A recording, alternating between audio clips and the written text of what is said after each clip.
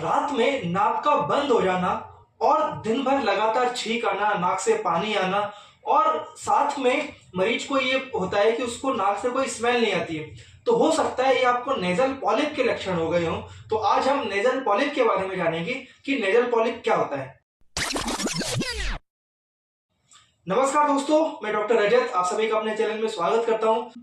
आज हम nasal polyp के बारे में चर्चा करेंगे और ये जानेंगे कि नेजल पॉलिप कैसे बनते हैं, नेजल पॉलिप होने के बाद आपको क्या क्या लक्षण होते हैं और इस वीडियो का जो सबसे इंपॉर्टेंट हिस्सा है कि क्या नेजल पॉलिप के लिए आपको ऑपरेशन करवाना पड़ेगा, कि नेजल पॉलिप आपको कटवानी पड़ेगी तभी आपको आराम आएगा, या फिर कोई होम्योपैथिक दवाइयां हैं जिससे आपके नेजल पॉलिप ठीक हो जाएंगे। तो आइए हम इसके बारे में जानते हैं कि नेजल पॉलिप क्या होते हैं। देखिए, नेजल पॉलिप का मतलब ये है कि आपकी जो नेजल म्यूकोजा है उसके अंदर एक नॉन नियोप्लास्टिक ग्रोथ हो गई है। नेजल म्यूकोजा का मतलब ये है कि आपके नाक के अंदर जो भी लेयर बनी थी वो कंटिन्यूस किसी इरिटेशन की वजह से ओवर ग्रोथ में चली गई है, इसलिए इसको नॉन नियोप्लास्टिक ग्रोथ हमने कहा है। ये तो हो गया नेजल पॉलिप की डेफिनेशन। अब हम ये जानेंगे कि नेजल पॉलिप क्यों बनते हैं। देखिए, जब भी आपको लगातार लंबे समय तक बार बार जुकाम होने की समस्या रहेगी, चाहे वो एलर्जिक हो या फिर वो साइनस की वजह से हो या वो बैक्टीरियल हो या फिर वो किसी अन्य कारण से आपको लगातार लंबे समय तक जब भी जुकाम बनता है, तो बॉडी डिफेंस मैकेनिज्म के तहत अपने जो नेजल म्यूकोसा है उसकी ओवर ग्रोथ करा देती है, जिसको मेडिकल की भाषा में नेजल पॉलिप कहा जाता है। अब हम ये जानेंगे कि नेजल पॉलिप के अंदर क्या क्या लक्षण देखने को मिलते हैं, कि आप कैसे समझ पाएंगे कि कहीं वो नेजल पॉलिप तो नहीं हो गया। देखिए, जब आपको कंटिन्यूस साइनोसाइटिस हो या फिर कंटिन्यूस एलर्जिक राइटिस या किसी और वजह से लंबे जुकाम हो तो आपको नेजल पॉलिप डेवलप होते हैं। इसमें मरीज को सबसे पहला और सबसे जो इंपॉर्टेंट लक्षण होता है वो ये है कि उसकी नाक लगातार बंद रहती है।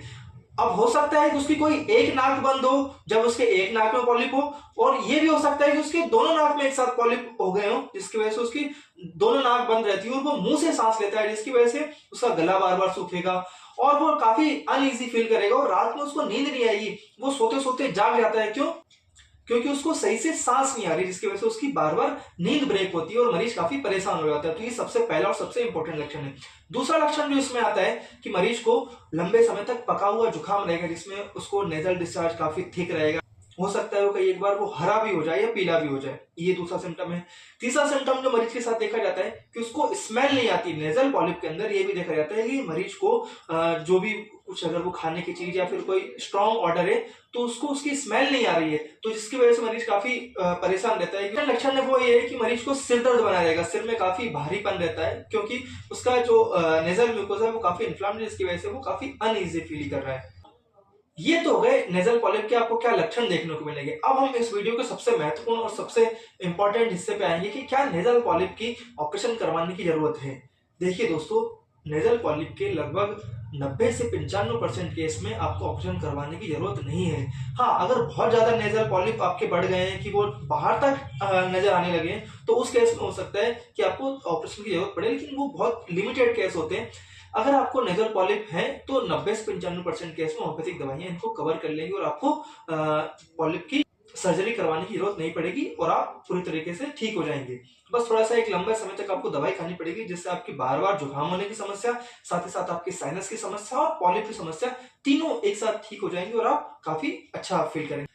अब हम बात करेंगे कि वो कौन कौन सी इंपॉर्टेंट दवाइयां हैं जो नेजल पॉलिप के केस में इस्तेमाल होती हैं। देखिए, मैं दवाइयां बताऊं उससे पहले मैं आपसे रिक्वेस्ट करना चाहूंगा कि आप वीडियो के इस हिस्से तक आए तो वीडियो को जरूर लाइक कीजिए और लोगों में शेयर कीजिए। अगर आपने अभी तक चैनल को सब्सक्राइब नहीं किया है, चैनल को सब्सक्राइब कीजिए, बेल आइकन को भी प्रेस कर लीजिए, जिससे आपको और भी आने वाले इंपॉर्टेंट वीडियोस जो मैं आपके लिए लेके आऊंगा वो आपसे मिस ना हो।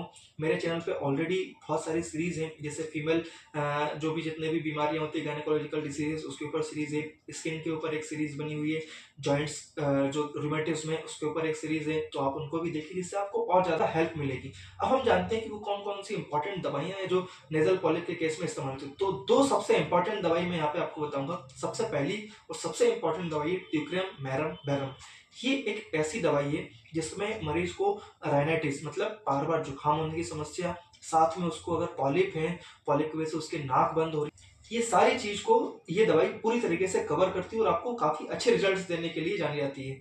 तो टिपिरम मेरम पहली दवाई होगी जो काफी इंपॉर्टेंट दवाई है। अब हम बात करते हैं दूसरी इंपॉर्टेंट दवाई की, वो है कैलकेरिया कार्ब। कैलकेरिया कार्ब एक ऐसा मरीज होता है जिसको जुकाम बार बार होता है, उसको जुकाम होने की काफी टेंडेंसी होती है, तो कैलकेरिया कार्ब भी एक इंपॉर्टेंट दवाई हो जाती है नेजल पॉलिप के केस में।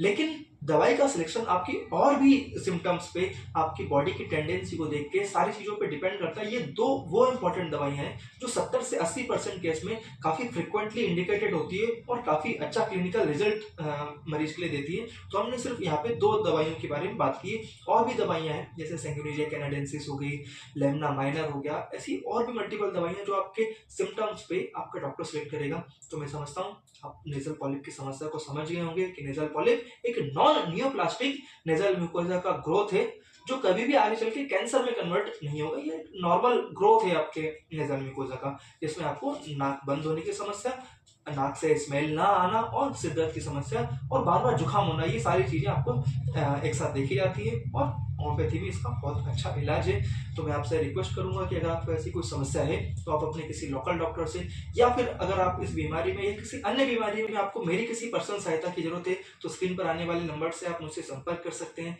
आप अपना पेड कंसल्टेशन बुक कर सकते हैं जिससे आपकी बीमारी पूरी तरीके से ठीक होने में मैं आपकी हेल्प कर पाऊंगा। अब हम मिलेंगे अगले शनिवार और मंगलवार को आने वाले और भी ज्यादा इंफॉर्मेटिव वीडियोस के अंदर। तब तक के लिए नमस्कार।